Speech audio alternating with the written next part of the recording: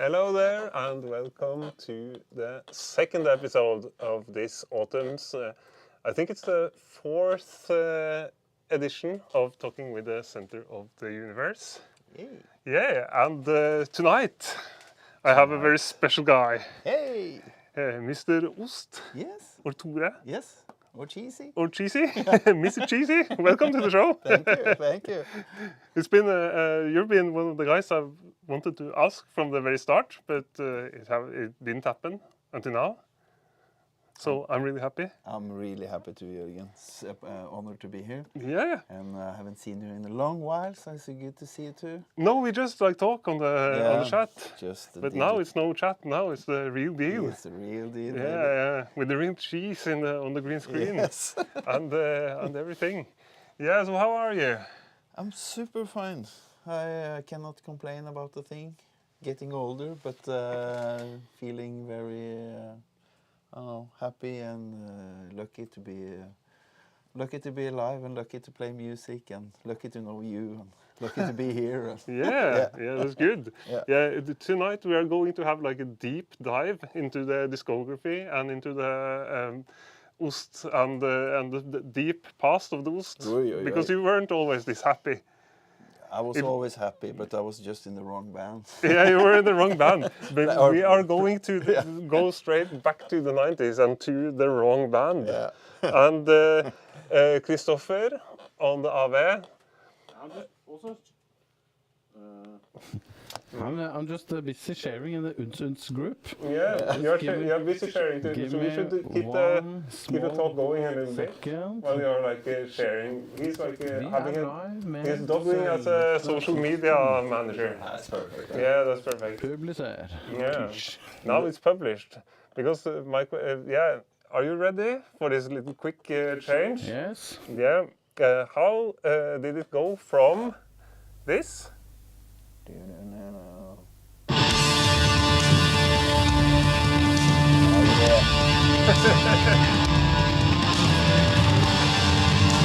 Waiting in suspense.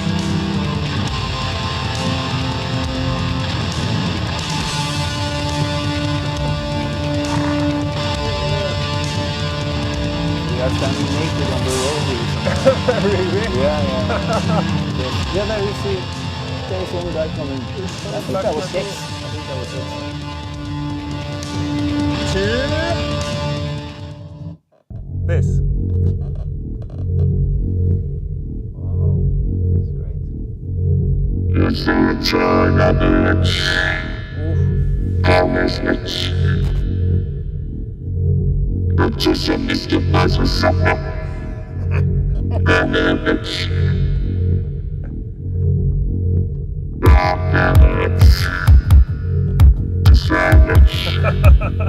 At this +1 we had the mysterious beatboxer Mats. Yeah. In white there. Yeah. We could draw this in this clip in the background. It's my question: how did that happen in how many years? The first was like 97 or 93 even. You know what? We even made our first recording in '89 actually. Yeah, with the Beyond On. Yeah. No, it was. I still really like metal. It's not that. And what I said about the wrong band is just me fooling around because I love those guys. But it was just. We grew up in Kolbotn. Yeah. And in Kolbotn was Follo was a center of death metal.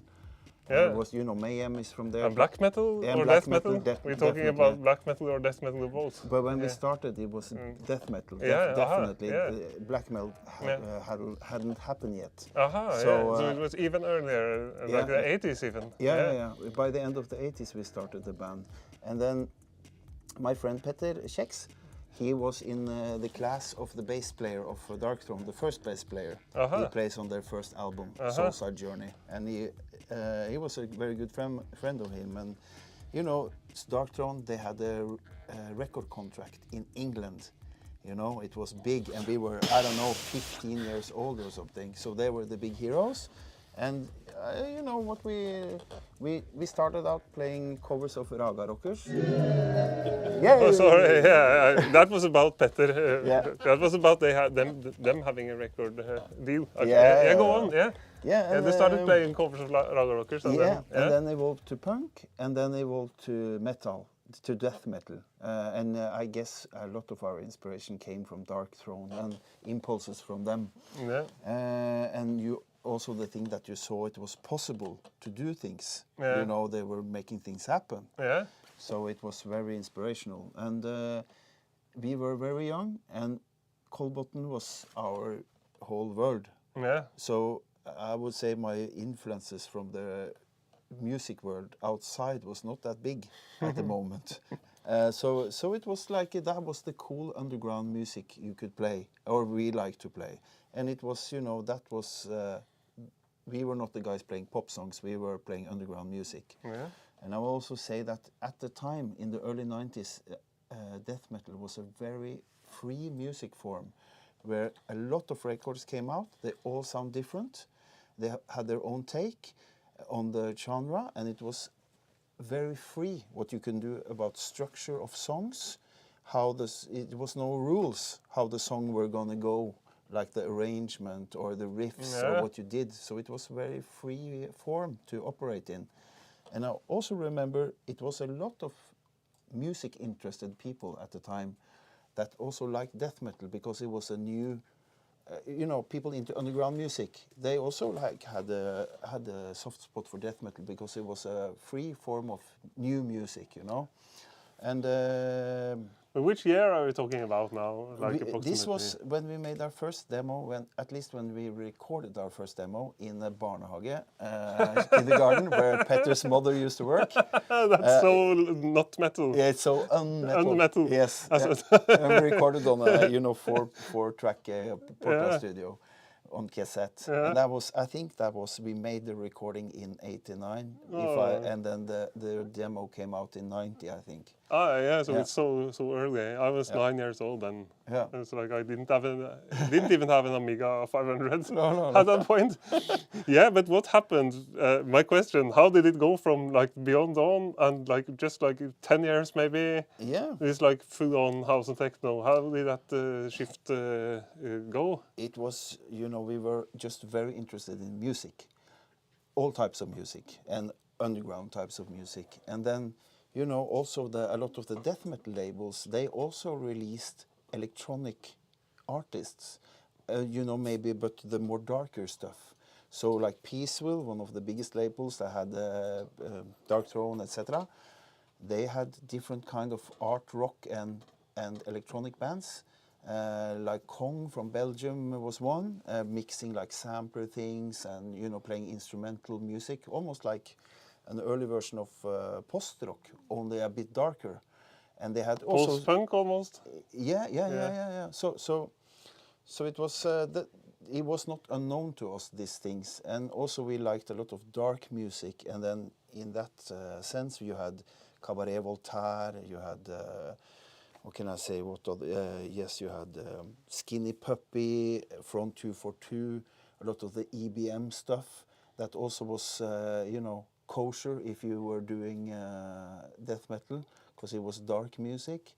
So we listened to a lot of different stuff, and then there was an overlap also in Norway and in Oslo of the old EBM scene turning into more and more electronic, into the early rave scene, and turning more techno.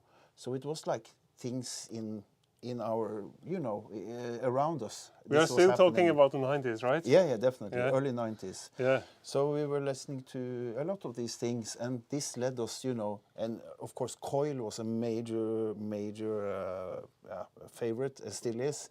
And influence. That is influence, yeah. And they, you know, as we know, they both produced very dark industrial music, but also electronic things. So just one thing leading to another, and us having a lot of appetite for music, you know. Yeah.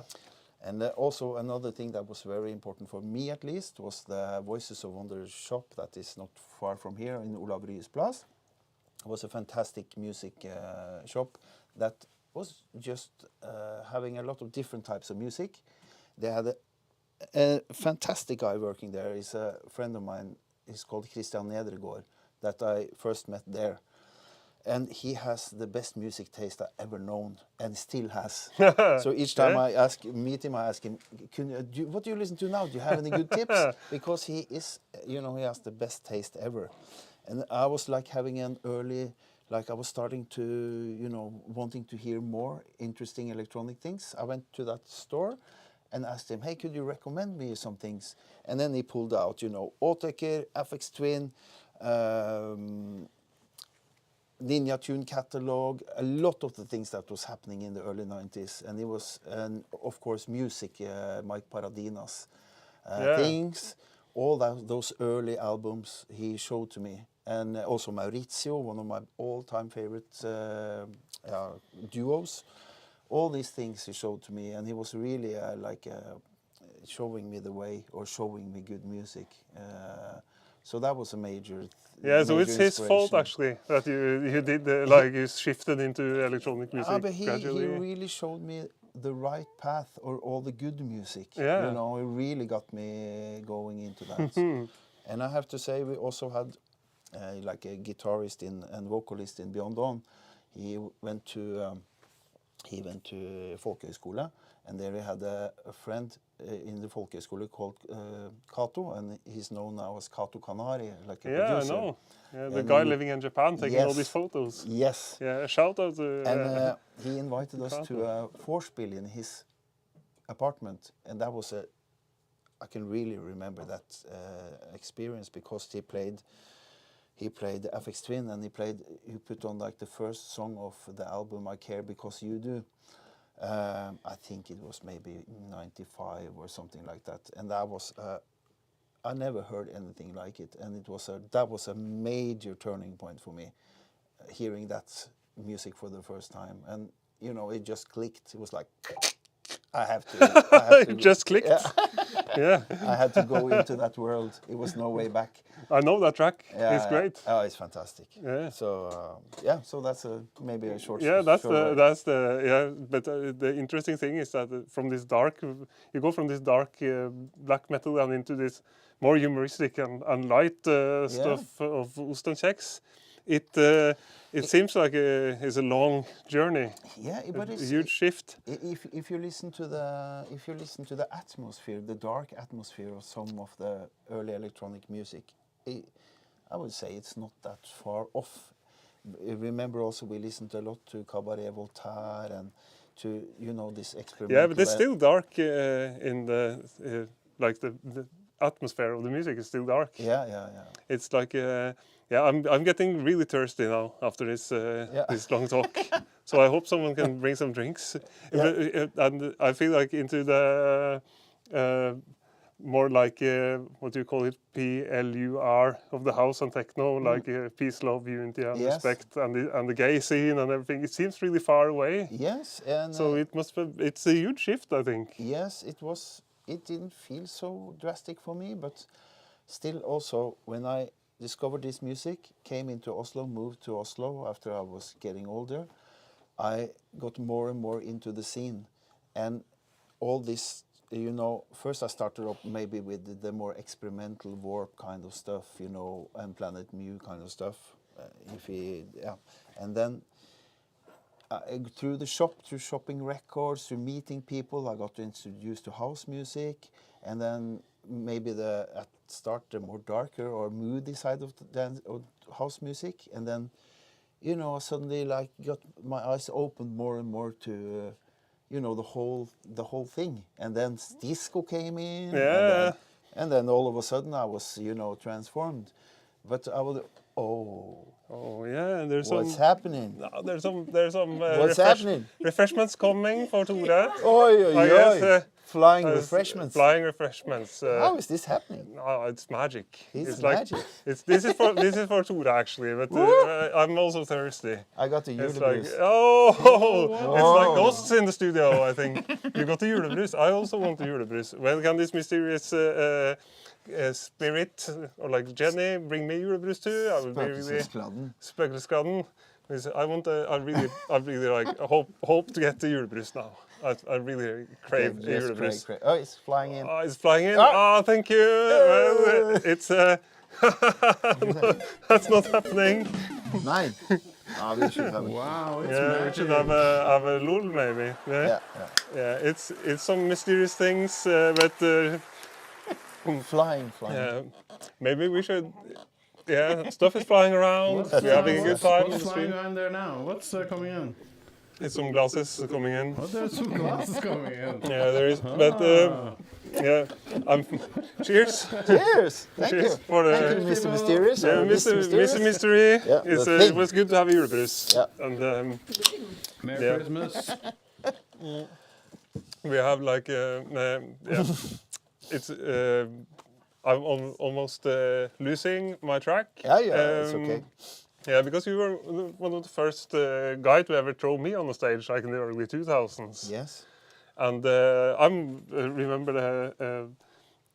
the Killer Ego Yes. and the scene around that, and like raves at Blitz and stuff. But then then I was like thinking of you guys as the house music guys, and I still do actually.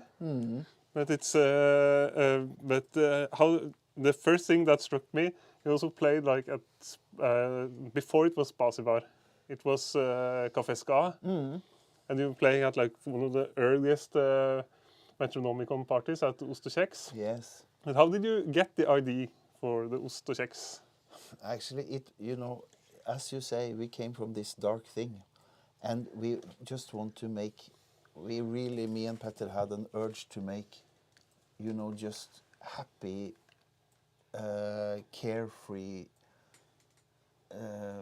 experimental music in a way, and also around that time it was definitely not our idea, but we loved Einstürzen Neubauten a lot, making music out of scraps and metal and everything, and we also loved Matthew Herbert dearly, who made a lot of music just from, and still does, from found sounds and The guy with the manifesto. Yes, and then we also it's happening. Yeah, you must watch. The ghost mustn't.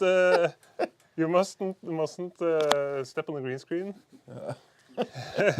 You're plugging into a mysterious jack. You must be careful with the green screen, Mr. Ghost. Yeah, but it's because the idea of starting a whole band with just like playing on cheese and biscuits is pretty far out. Yeah, but it came from the Herbert.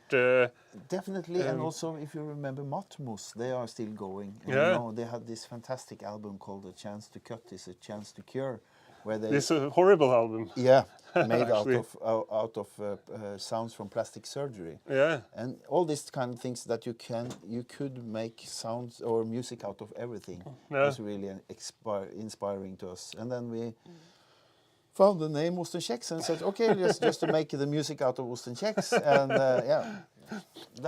it sounds like a Nashville idea. It might have been. That actually worked out. Yeah, so it's. It worked out fine. it worked out really fine. And maybe we should have a little clip from. This is like a really short clip from early Ost Kjex. Yeah. Yeah.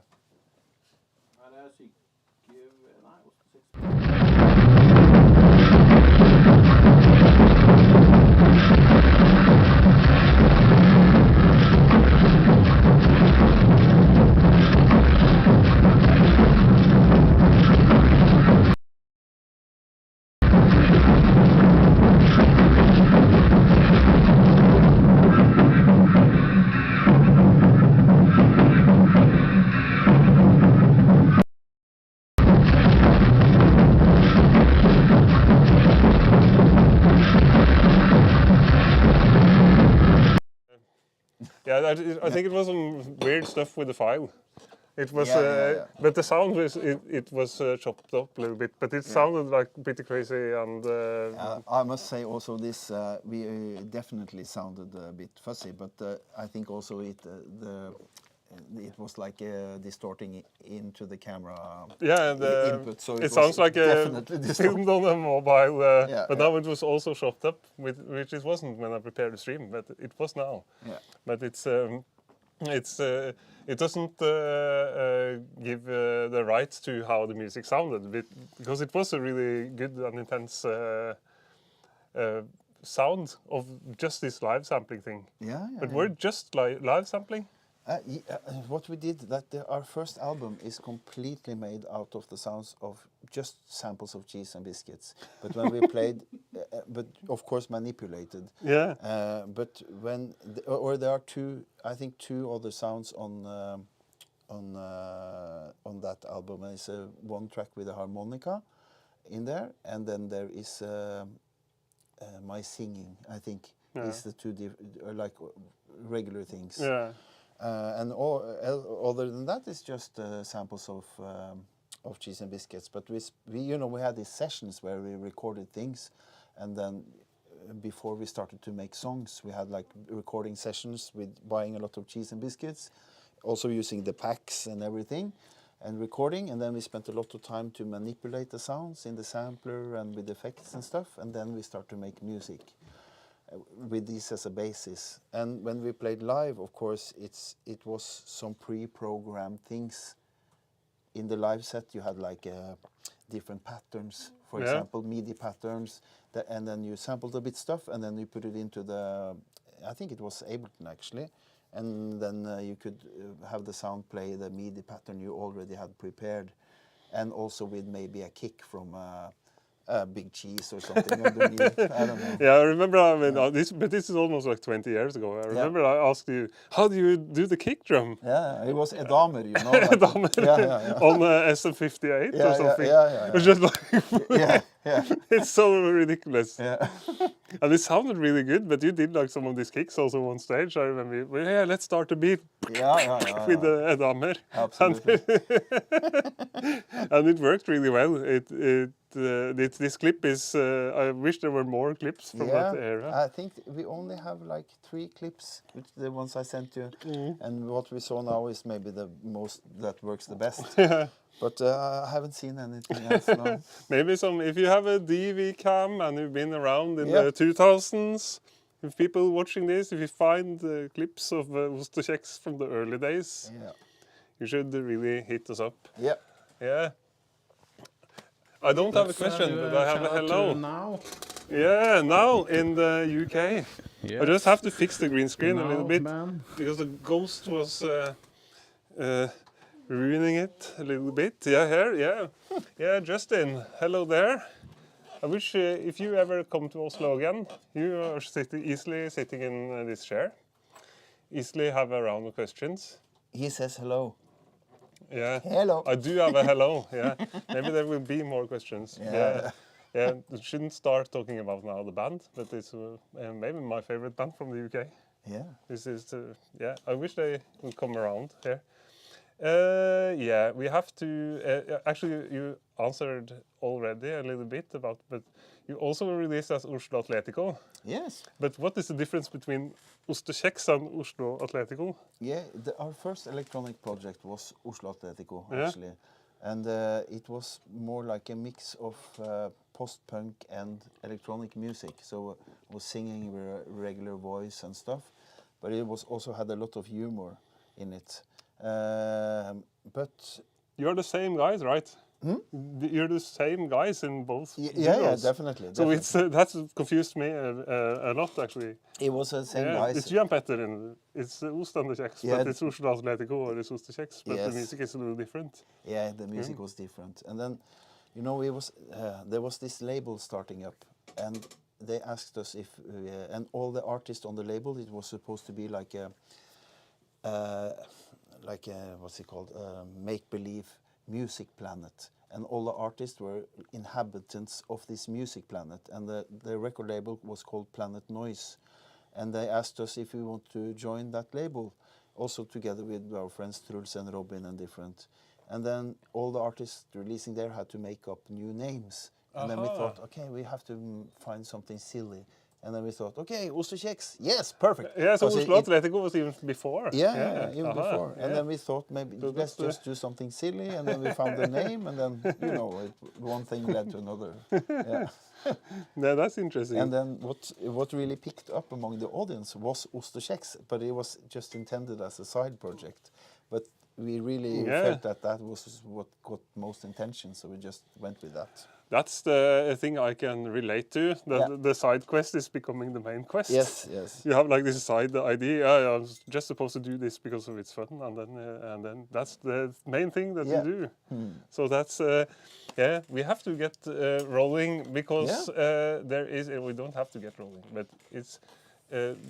I have one more question about the Ost Kjex before we leave that project and go on to the more modern stuff. Because the shift from the stuff that we saw here with like banging on cheeses and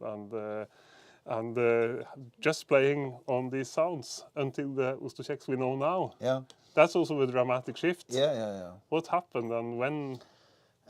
We lost the cheese. I don't know. No, it was just we felt that we had used up Concept. the concept a bit, so we had to move on. And around 2000 and yeah, maybe something like that. 2006, 7 maybe. I think actually our first album came out in 2004, and that was pure cheese and biscuit sounds.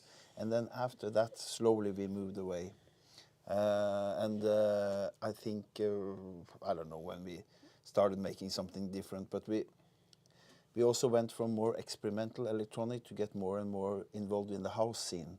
And we understood a bit, okay, if we want to get played by DJs, and if you want to, you know, be booked to clubs abroad and things, maybe we have to straighten up a little bit. and that worked to our advantage. So we, you know, but it was mainly because we felt we used up the... you like played it out. It's not a joke. It's like this band called Black Debate. Yeah. It's like, it's a silly joke, but it's like, I feel like I wouldn't go to another concert like 20 years after they had No. But with Ost Kjex, you can still go to the Christmas party and the music is like still changing and still fresh. Yeah, you know, we are just still very interested in music, very interested in new types of music. And that is the drive, you know, hearing new sounds and trying new things. What I would like is that you start taking a little bit of live sampling and a little bit of like biscuit sounds, just a little back to the roots. Little bit at the next gig or at the next. You have like a little hi-hat or a little. You know, we got booked to. We still did this sound. We got booked to, you know, you know, everybody knows Berghain Panorama Bar. You know, the world's most famous club. Yeah, and where the DJs take pictures after they leave in the morning. Yeah. We got booked to Panorama Bar, still playing our sample sounds. And I can remember, you know, and there people really go out just to dance, not too much to look at 20 people. And we started, you know, I remember we had, okay, Petter, let's get going. And we had this, our start was, we had this time start, we started with 2 wine glasses together. And the first thing that happened was that they both broke and crashed, you know, and there was glass everywhere. And yeah, it was a bit of a chaos. I don't think the Germans ever saw something like it. No, but how was that set? Was it like experimental or was it more? Yeah, like, but it was house. But people danced to it. Yeah. It had a kick and stuff. But it was and a lot of singing. But it was quite. The singing is pretty constant. One of you sing with an octave up and one of you sing with an octave down, or how is that? I do the singing, and but Petter has more and more. When we play live, he joins me more and more. Yeah. He likes to sing, you know, but he never. He has actually. On the first album, he has a rap, but that is maybe the last thing we recorded with him singing. Yeah, I don't know, maybe. Yeah, so it's you doing all the singing, basically. Yeah, but I don't want to take credit, but it's not that. No, it's just how it went. No, I remember him having a pitch shifter at the time, but I don't know. But live, he has always done something. Yeah. And the time is running fast. It's not really a problem, but Tore is going. to something else after this. Yes. You're going to record the Villa podcast. Yeah. Podcasts and podcasts. It's a big So- podcast day. It's a big podcast day. This is a talk show. This is not a podcast. Yeah, so. sorry. And people tell me that I have to look into the camera, but if I look into the camera, you can't see it. I need some more Julebrus? Julebrus. Yeah, and I wanted to fly in, but it can take some time. Yeah, so you started the Villa podcast around the same time as we started this talk show, Yes. pretty randomly. Pretty randomly. Yeah. Very randomly. Yeah. So tonight you are recording an episode With our mutual label artist Helene Rickhard. Really? Yes. Tonight? Yes. Yeah. But Yeah. but ours is not live, so we can, it will come maybe in a month or something. Yeah. Yeah. I was like almost on the verge of playing the Helene Rickhard track in the end of this. You should. Yeah, maybe we should swap to the Yeah, Helene Rickhard track. to give her Yeah. some. Let's do that. I She- will have to go on the computer and for a little, or I have to talk to Kristoffer about swapping that track. But because there are so many good tracks on the incoming Snick Snack music. Yeah. And more about that later. But we have to keep going. Now there is more Julebrus coming in. Ooh. We need the Julebrus. Do you have some spooky effects? Whoa! Oi, oi, oi. Here, oh. It looks Yeah, good. this looks good. Yeah, You know it's cheese hands, do you see? it's cheese hands. It is. There is Julebrus coming in. With cheese hands. And it opens, and the cheese is coming down. And yeah, thank you. Hey! Now we have to taste Mysterious one person. for the One Mr. for Cheese the also. money. No, I'm happy. I'm You're still, happy? I'm still going. but it's, thank you, Mr. Mysterious Person. Yeah, but we should talk about Sex Judas also. Yeah, let's do. Yeah, the new project. Yeah. Yeah, It but is- maybe we should play the track first. Now we have been talking and talking and talking. Yeah. Let's Maybe hear we some should, music. yeah, maybe we should hear some music. And Kristoffer, can you spin the Sex Judas track? Er det syke vesen The nå? Syke Vesen. Yeah. And we talk more about that later. Here we go.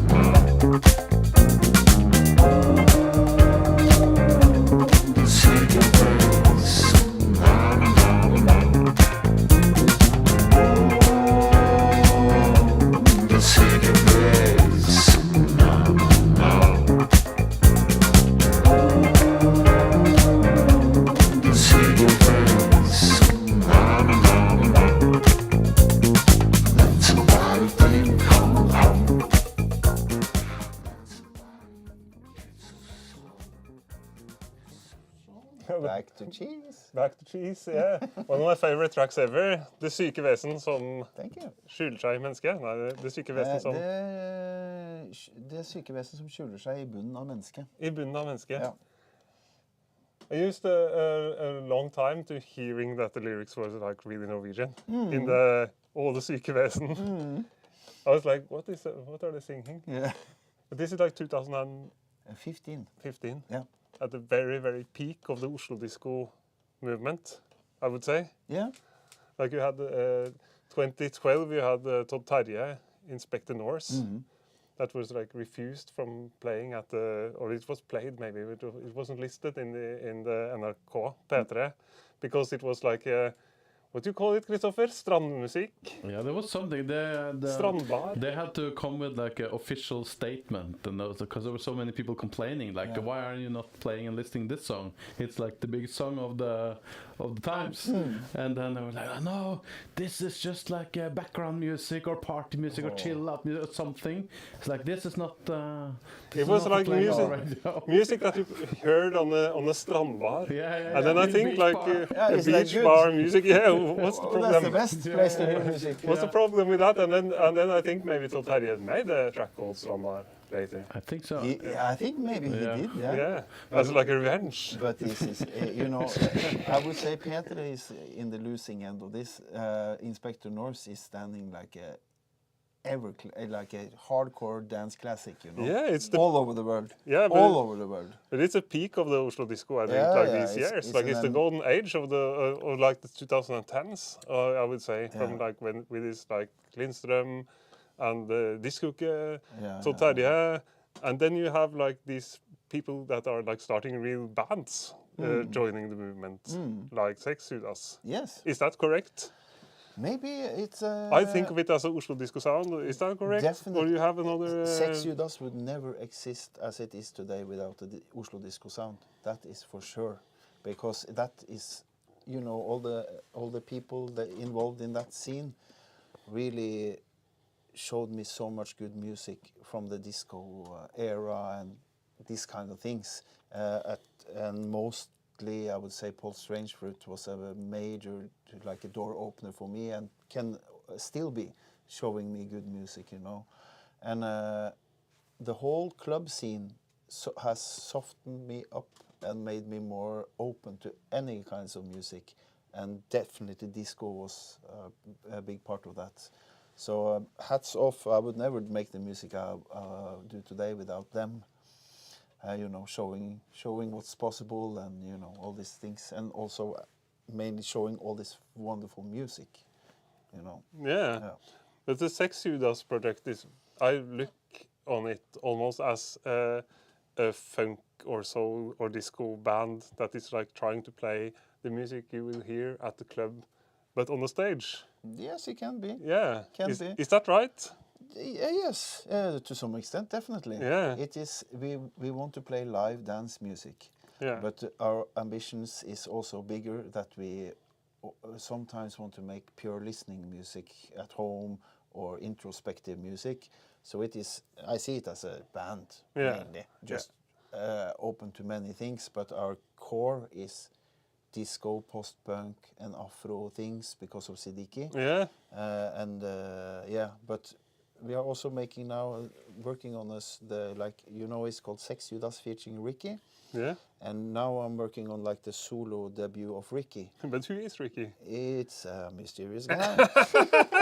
So, and that is not danceable. It's a mix between listening electronica and jazz and R&B and noise and a lot of jazz and a lot of different things. So Ricky it's not.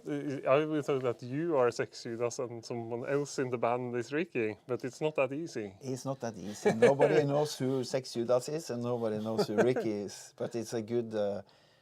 It's a nice and undefined platform where you can fool around with different identities and things. It's the dudes on the cover. Yes. Yeah, on the sleeves. It doesn't refer to the actual members of the band. No, it's more our mascots in a way. Yeah. But also, I wanted to have these mascots to have the lyrical freedom to be very expressive about sex, because I love sex in music. For me, it's one of my favorite artists is Prince, and also I love a lot of black, black American music.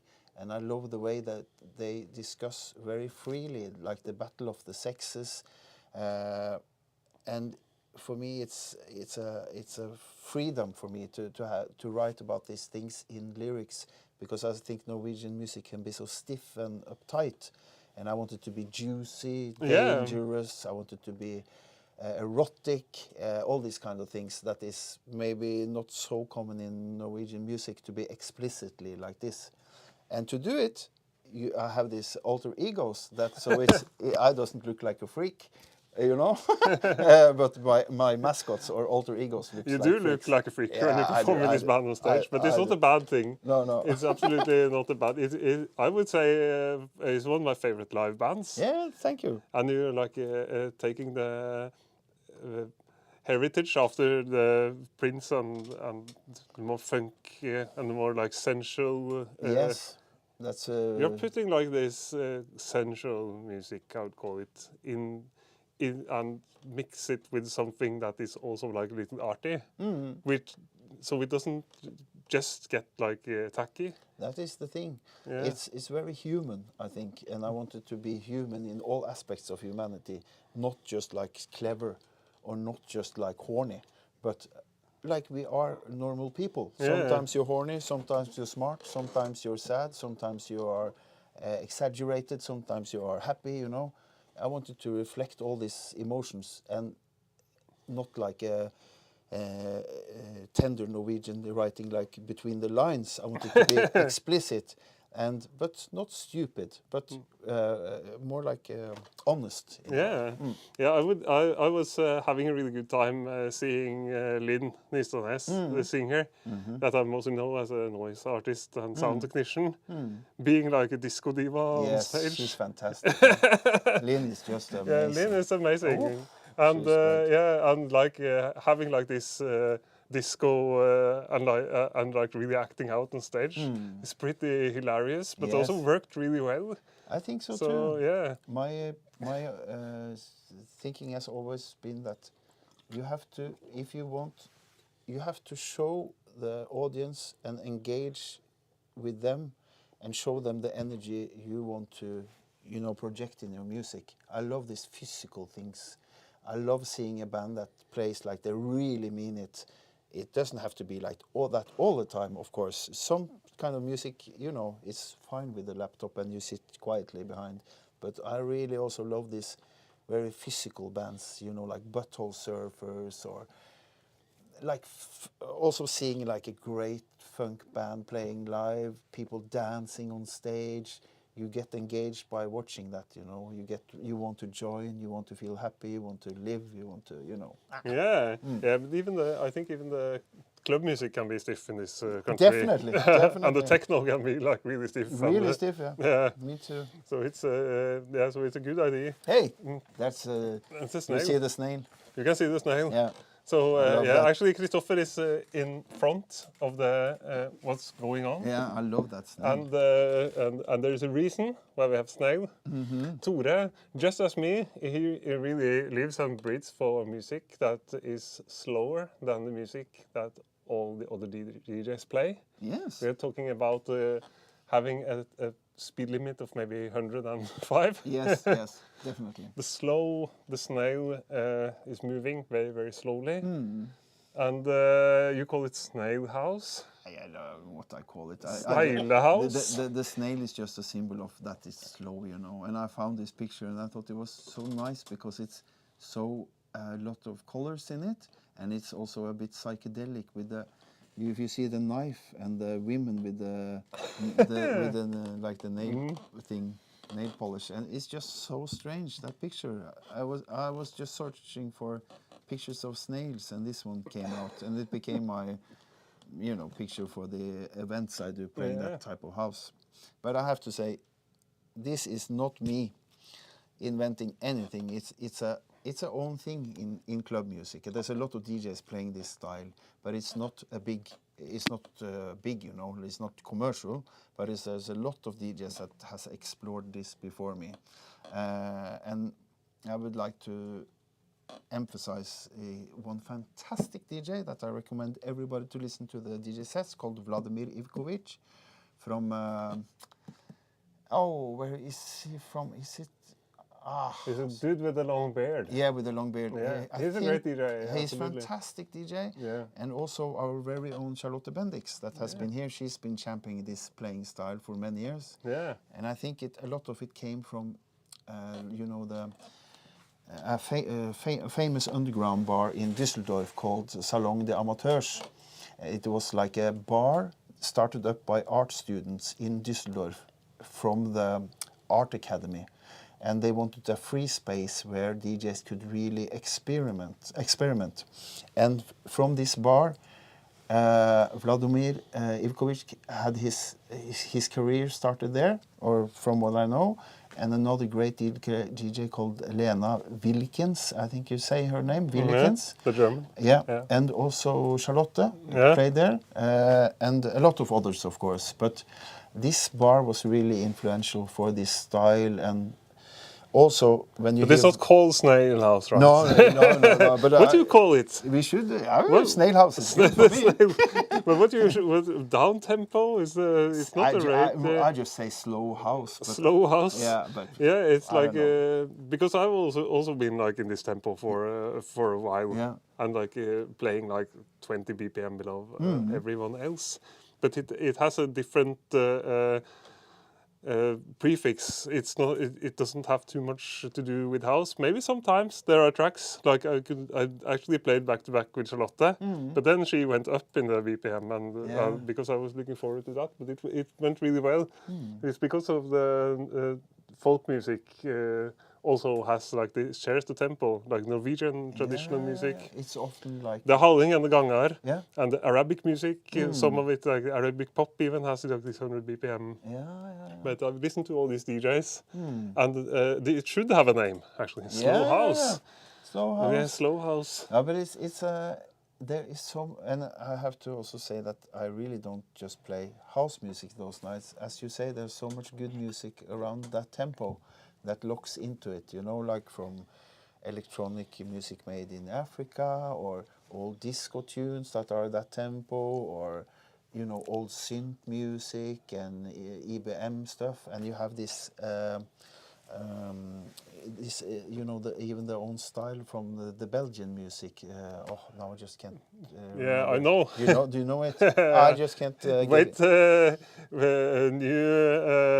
New beat. Belgian new beat. Yeah, the Belgian new beat has this tempo. So there's a lot of things you can put into this.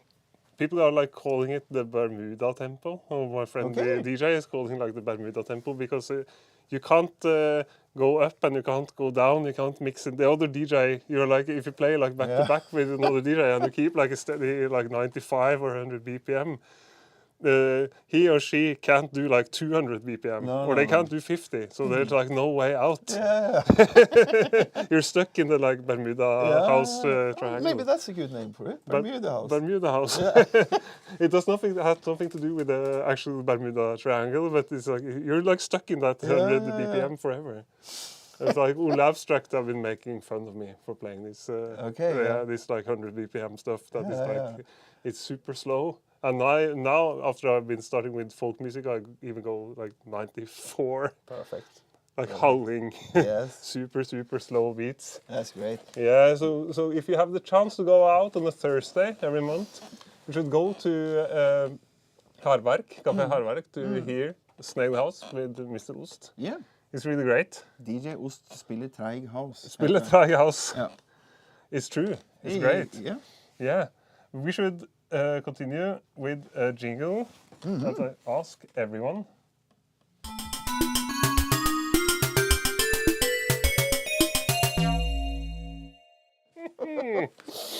Hey! Hey! Snick Snack. Snick Snack. Yeah. Hvordan går det med den nye plata? How is the new album coming along? Do you refer to this one? Yeah, I refer to this one. It's really going well. It has. First, I have to say the album we're talking about is a compilation we're putting out on our label Snick Snack Music, featuring Center of the Universe. Yeah. And a lot of our and a lot of our. Hvor applausen? Ja, applausen her. Den, sekseren. Ja. Hey! Yeah. And also a lot of our other favorite producers from around the scene. And we have been promoting this to our DJs internationally for over a month, and we had so much good feedback. You wouldn't fucking believe it. It's been amazing, actually. That was amazing. Yeah. Yeah. So I'm really excited, actually, and you know that the main or one of the main themes in the feedback has been those crazy Norwegians are at it again, and I like that. And they are giving us credit for being adventurous, and not me, but all of us, and all the contributions for being adventurous outside the box and taking chances, and you know, just being you know, to use a bad phrase, pushing things forward. But it's the originality that makes some of this the Norwegian house scene interesting in the first place. Yes. It's like not like sounding like everyone else. No, it doesn't. No, it sounds like, yeah, the Snick Snack label is a good example. example. It's like they say about the new Norwegian government, it's tutti frutti. And I love that, you know, it's just, I love the colorfulness and the diversity and the adventureness of the Norwegian scene. I love it. And that's what, for me, is interesting. Not that I also like some labels that are, you know, pure techno and does it really well. It can be beautiful, of course, but but that's not what the Snick Snack is about. That's not what Snick Snack being is being perfectionist. No, and that's it's more about like doing different stuff want. and for the dance music scene. And I have to give some credit also to our dear friend Mr. Mucho. Yeah, and it's so nice to be here. He's looping on the green screen now. Yes, if you see the design here, the artwork is made by a Norwegian artist, graffiti artist, and just general fantastic artist, Mr. Mucho, Øyvind Horvei. He's been making art for Ost Kjex since we started, and we still work with him so a lot, you know, and to be here in Grünerløkka Lufthavn, this is where he also had his studio, and maybe he has still? No. He had. Yeah, but then he moved to the US, and he was like collecting collections, even. He was not just collecting stuff, but he was collecting so much things. He was like collecting collections of things. Yeah. Okay. So he had like quite a hard time when he was to move with his wife to the United States to where to put all his art.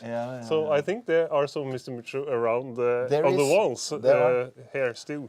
Or there is, Definitely there is. So he's all around this place. Yeah, he is. I have some Mr. Mucho on my wall at home also. Actually, he's a great artist. Yeah, fantastic. Yeah, but who is on this compilation? It is you. It is me. And it is Henrik Willard, Anders Hajem, a fantastic, more like IDM producer called Romdrakt. It is Boblebad, as you know. Yeah. And he also been here? Yeah, he's a really clever guy. And it is Truls and Robin, of course, and me with my project Sex Judas, Djembe Techno, which is a new project I have, with my friend Siddiqui from Sex Judas band, and also Ost Kjex, of course, with my buddy Kjeksen. It's so hard. Helene Rickhard is there. We're getting to that soon. I don't want to forget anybody. Mongolian Jet Set, I guess. Mongolian Jet Set, definitely. Sommerfeld. Sommerfeld is in there, He's there. He's also been at this show, actually, outside when stuff was like blowing around. We were streaming outside and the wind was like blowing the tables around outside Mir. Yeah, so that I hope I haven't forgotten anybody, because that's sad. It's 14 tracks, so maybe you haven't. I just wanted like a couple of names anyway. Yeah.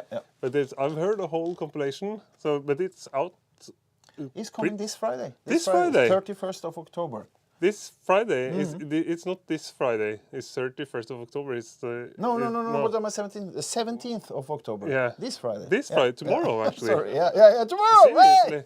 So actually, if you stay up until midnight, It's out. it's out. It's actually out. So stay up until midnight then. I'm in my head. I know that I'm gonna have a release party tomorrow at C.O.U, but still in my mind. You are going to have a release party tomorrow. Yes, and yeah? I know it, Yeah. but still I think it's in another week. But I know it's tomorrow. I It's don't know good that how we find out now. Yeah. Because Whoa. it's people are not calling you and like, Ost, where are you? Where are you? We're supposed to have a Yeah, release yeah, party tonight, now. Yeah.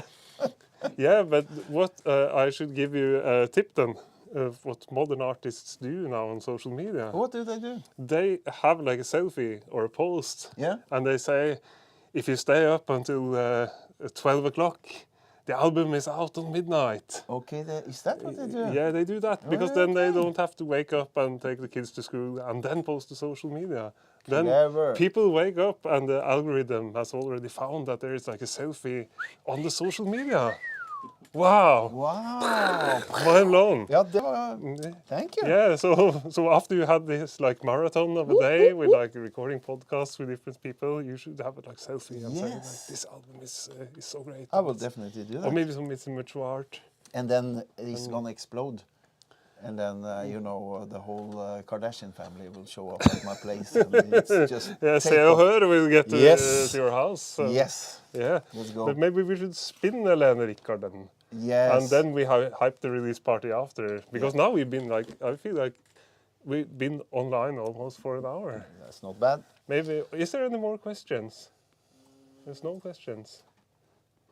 Pete was probably missing us a question. But there was. Let me see if I got it. This is There was a DJ's most wanted. good track for Nice. now. Yeah. That was the track we played. He also enjoyed all the cheese. And then Just we good. have Sarah here giving Sorry, some, just good vibes. some That's good vibes. Yeah. That's What not is bad. quote? The goat, maybe she's referring to Tore, I guess. Yeah, probably. Yeah, but it's not bad. Yeah, it's good to have some people in the chat from the UK actually. Yeah. Yeah, let's spin Helene Rickhard. Oh, scene! Yeah. Cheers and cheers. Yeah, let's roll it in the chat while you have the chance. The stream is soon over. It's been an amazing time with flying sodas and stuff. Now we should have listen to Helene. To the Yes. track. Do you remember the name of the track? I can't remember the name of the track. Let's spin it. Do you have from the? Yeah, from the upcoming album that's coming on. Is it? Oh, Yeah. Is it? Just spin it and we will think Yeah. while we listen. I can't remember.